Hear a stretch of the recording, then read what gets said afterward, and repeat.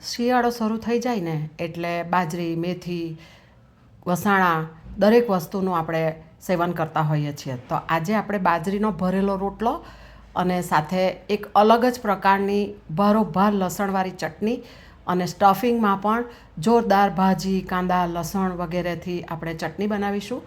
અને આ ડીશ તમે એકવાર જો ખાવ ને વીકમાં તો તમને આરોગ્યવર્ધક તો ખરી જ, પરંતુ તમને ટેસ્ટી પણ ખૂબ લાગશે અને તમે વારે વારે બનાવશો.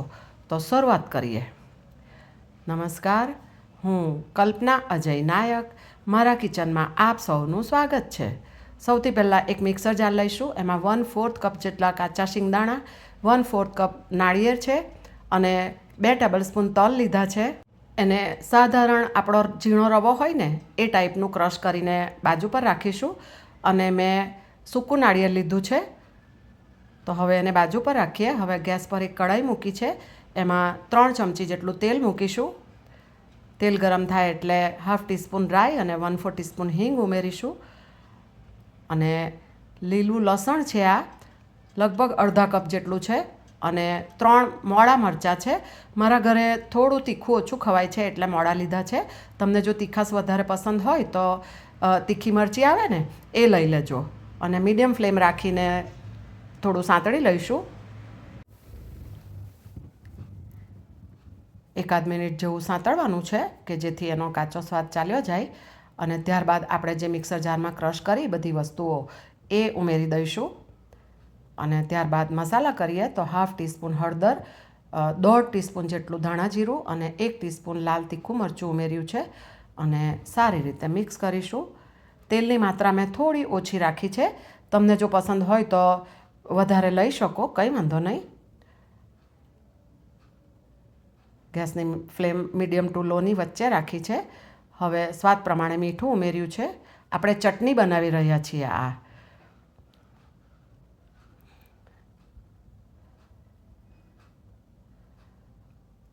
હવે એની અંદર પાણી ઉમેરીશું. તો લગભગ અડધો કપ જેટલું પાણી મેં ઉમેર્યું છે. અને ગેસની ફ્લેમને મીડિયમ રાખવાની અને સારી રીતે આ રીતે તવેથા વડે હલાવતા જવાનું કે જેથી શિંગદાણા જે આપણે કાચા લીધા છે એ પણ કૂક થઈ જાય. અને કોપરું લીધું છે એ તો ફટાફટ કૂક થઈ જશે અને બધું સારી રીતે મિક્સ થઈ જશે.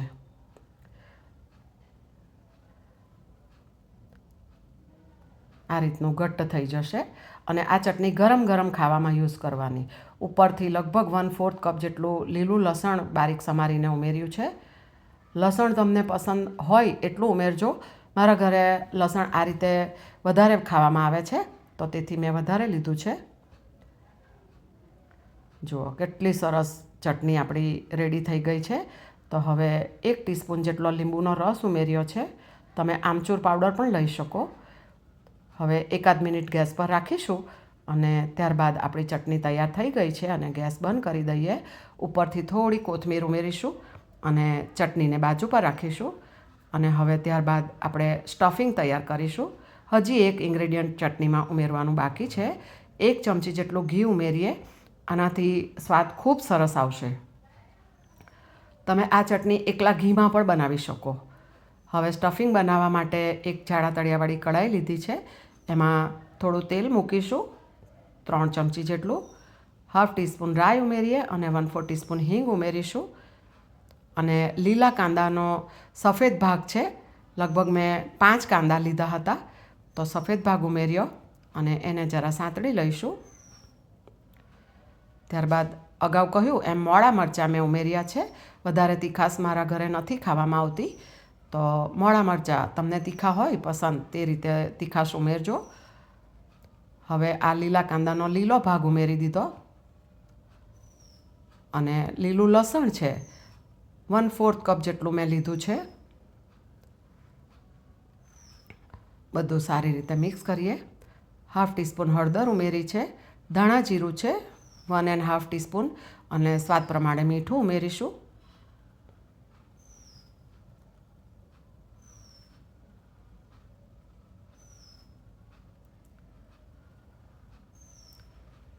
કિચન કિંગ મસાલો ઉમેર્યો છે 1/4 ટીસ્પૂન. તમે આને બદલે ગરમ મસાલો પણ થોડો ઉમેરી શકો, 1/4 ટીસ્પૂન જેટલો. ચટપટા સ્વાદવાળું આપણું સ્ટફિંગ તૈયાર થાય છે. હવે 1 કપ પાલકની ભાજીને ઉમેરીશું. સારી રીતે મેં ધોઈ લીધી હતી અને નિતારી લીધી છે. અને 2 કપ જેટલી મેથીની ભાજી છે, પત્તા મેથી આવે છે ને, એ લીધી છે મેં. અને સારી રીતે મિક્સ કરીશું. બંને ભાજી તરત કૂક થઈ જશે. ભાજીને કૂક થતાં વાર નથી લાગતી અને થોડું પાણી પણ છોડશે. એટલે આપણે એક સિક્રેટ ઇન્ગ્રેડિયન્ટ અંદર ઉમેરવાના છીએ કે જેથી સ્ટફિંગ આપણે રોટલો ભરવામાં તકલીફ પણ નહીં પડે. એટલે કે 2 થી 3 ટીસ્પૂન જેટલો ચણાનો લોટ ઉમેર્યો છે.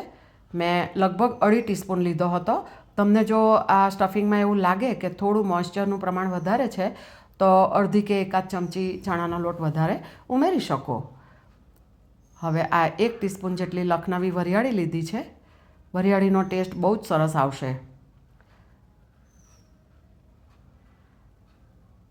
ભાજી અને ચણાનો લોટ બધું સારી રીતે કૂક થઈ જાય એટલે ફરીથી થોડું લીલું લસણ ઉમેર્યું છે, 3 ટેબલ સ્પૂન જેટલું. આ લસણ મારું થોડું કટ કર્યું ને ત્યારે બચ્યું હતું એટલે મેં અંદર એડ કરી દીધું છે. હવે આમચૂર પાવડર છે, 1/2 ટીસ્પૂન જેટલો ઉમેર્યો. લીંબુનો રસ ઉમેરી શકો, પરંતુ લીંબુના રસથી આ સ્ટફિંગ થોડું મોઇસ્ચરવાળું કદાચ થઈ જાય એટલે મેં આમચૂર પાવડર ઉમેર્યો છે. હવે સ્ટફિંગ રેડી છે તો ગેસ બંધ કરી દીધો અને એક પ્લેટમાં કાઢી લઈએ કે જેથી ફટાફટ ઠંડુ થઈ જાય. અને આપણે રોટલો હવે ઠંડુ થાય સ્ટફિંગ એટલે રોટલો બનાવીશું. તો એને માટે બાજરીનો લોટ લીધો છે. આ 1 કપ બાજરીનો લોટ લીધો. સ્વાદ પ્રમાણે મીઠું ઉમેર્યું અને આ હુંફાળું પાણી કર્યું છે. હુંફાળા પાણીથી જો તમે લોટ બાંધશો ને તો એટલા મુલાયમ રોટલા થશે અને એકદમ લોટ પણ સરસ સોફ્ટ થશે.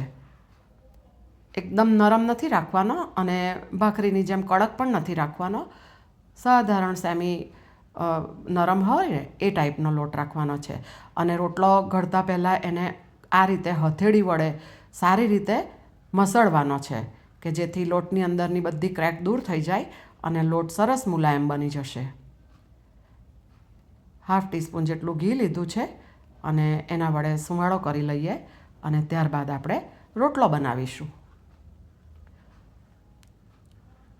જુઓ, ક્રેક વગરનો કેટલો સરસ લોટ આપણો રેડી થઈ ગયો છે. તો હવે આ બાજરીનો લોટ અટામણ માટે લીધો છે. તો 2 રીતે હું તમને બતાવીશ રોટલો બનાવતા. બીજી બાજુ મેં માટીનું કલેડું ગેસ પર ગરમ કરવા માટે મૂકી દીધું છે. તો અટામણમાં આ રીતે રગદોળી લેવાનો લોટને. ત્યારબાદ થોડો નાનો રોટલો બનાવીશું હાથ વડે. તમને 2 હાથ વડે થાપતા ફાવે ને તો એ રીતે પણ બનાવી શકો, પરંતુ મને આ રીતે ફાવે છે. હવે એની અંદર આપણે ઠંડુ પડેલું સ્ટફિંગ ઉમેરીશું. અને તમે જુઓ કે સ્ટફિંગ પણ હું ખાસી માત્રામાં ઉમેરી છું. રોટલો એટલો દળદાર અને સ્ટફિંગથી ભરેલો લાગશે ને ખાતી વખતે કે ના પૂછો વાત. હવે આ રીતે બધી કિનારી ઊંચકીને સીલ કરી દેવાની. આપણે સ્ટફ પરાઠા બનાવીએ ને એ રીતે હળવે હાથે કરવાનું આ બધું, નહીંતર રોટલો તૂટી જશે. હવે ફરીથી થોડું અટામણ લેવાનું અને હલકા હાથે લોટને આ રીતે દબાવતા જવાનું અને રોટલાને મોટો કરતા જવાનું. કેટલો સરસ રોટલો રેડી થઈ ગયો. હા, સાવ પાતળો નથી કરવાનો, સાધારણ દળદાર કરવાનો છે આપણે. તો જુઓ, હવે માટીનું કલેડું તપી જાય ને એટલે એના ઉપર આપણે આ રોટલો મૂકી દઈએ અને ગેસની ફ્લેમ મીડિયમ ટુ હાઈની વચ્ચે રાખી છે મેં. એક તરફ થોડો કૂક થાય ને એટલે આ રીતે પલટાવી લેવાનો અને નીચેની સાઈડે પણ સારી રીતે કૂક થવા દેવાનો, બધી સાઈડે. આ રોટલો બરાબર કૂક થઈ જાય ને પછી થોડો કડક રોટલો હોય ને તે પણ મને બહુ ભાવે છે. અને અંદર સ્ટફિંગ છે એટલે સાવ દળો તો નહીં ઉઠશે, પરંતુ સારી રીતે કૂક થઈ જાય એ જોવાનું. તો એક રોટલો આ રીતે તૈયાર થઈ ગયો. હવે બીજી રીત આ કોટનના રૂમાલ પર બતાવું છું. આ રૂમાલ મારો, હું દરરોજ આના પર રોટલા ઘડું છું એટલે તમને આવો દેખાય છે. તો એના પર થોડું મેં પાણી છાંટ્યું છે અને બીજા રોટલાનો લોટ લઈશું. અટામણમાં રગદોળી લેવાનો અને નાનો રોટલો રેડી કરીએ અને એના ઉપર આપણે સ્ટફિંગ મૂકીશું. આવી રીતે તમે કોટનના રૂમાલ પર કરો ને તો બહુ ઇઝી રહેશે અને ફટાફટ થશે. કોઈકને ડાયરેક્ટ પાટલા પર નહીં ફાવે તો આ રીતે પણ કરી શકાય. હવે સ્ટફિંગ ભરીશું.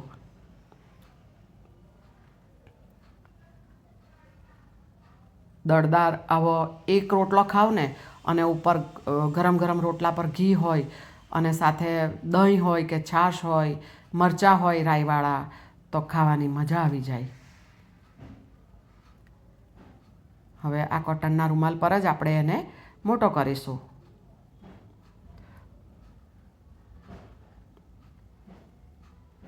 અને તમે શિયાળામાં આવી આરોગ્યવર્ધક કઈ કઈ વાનગી બનાવો છો તે મને જરૂરથી કોમેન્ટ બોક્સમાં જણાવજો.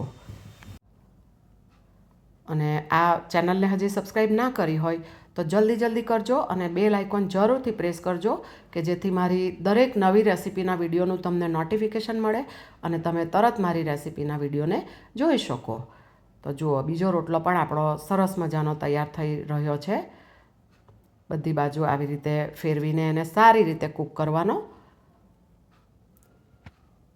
તો આપણી ચટણી પણ રેડી છે, રોટલા પણ રેડી છે. તો હવે એને રોટલાને આપણે કટ કરીને સર્વ કરીશું. તમારે પીઝાને પણ ટક્કર મારે ને એટલો સરસ ટેસ્ટી આ રોટલો બને છે. એકવાર તમે ચોક્કસ ટ્રાય કરજો. કેટલો દળદાર રોટલો છે એ તમે હું કટ કરું ને ત્યારે જોઈ શકો છો.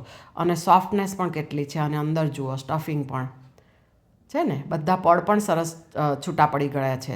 તો ચાકુ વડે કે ચમચી વડે આ રીતે એને હોલ કરી દેવાના અને ઉપર તમને પસંદ હોય એટલી માત્રામાં ઘી લેવાનું. દેશી ખાવાનું અને એ પણ આરોગ્યવર્ધક અને પેટ પણ ભરાઈ જાય. તો આ બીજા રોટલા પર પણ મેં ઘી લગાવ્યું છે. તો આ થયો આપણો બાજરીનો ભરેલો રોટલો અને આની અંદર સરસ મજાનું ફાઈબર્સથી ભરેલું સ્ટફિંગ. અને આ આપણી ચટણી છે.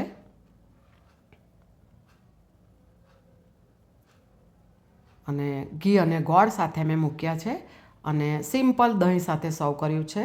તમે લસણવાળી વઘારેલી છાશ પણ લઈ શકો. તો જુઓ, તમે જોઈ શકો છો આખા પડ છૂટા પડે છે અને કેટલો દળદાર દેખાય છે. જુઓ, રોટલાની થિકનેસ તમે જુઓ, અંદર આપણે સ્ટફિંગ પણ સરસ માત્રામાં ભર્યું છે. અને આ ચટણી સાથે જો તમે ખાશો ને તો વારે બનાવશો. તમે મહેમાનને પણ કાઠિયાવાડી ભોજન પીરસવા માગતા હો તો આની સાથે તમે મગની દાળની વઘારેલી ખીચડી બનાવો અને લસણવાળી છાશ બનાવો તો સોનામાં સુગંધ ભળી જાય. તો રેસીપી ગમે તો વિડીયોને લાઇક અને શેર જરૂરથી કરજો અને એક કોમેન્ટ જરૂરથી કરજો કે આ રેસીપી તમને કેવી લાગી. અને તમારું ધ્યાન રાખજો અને આવજો.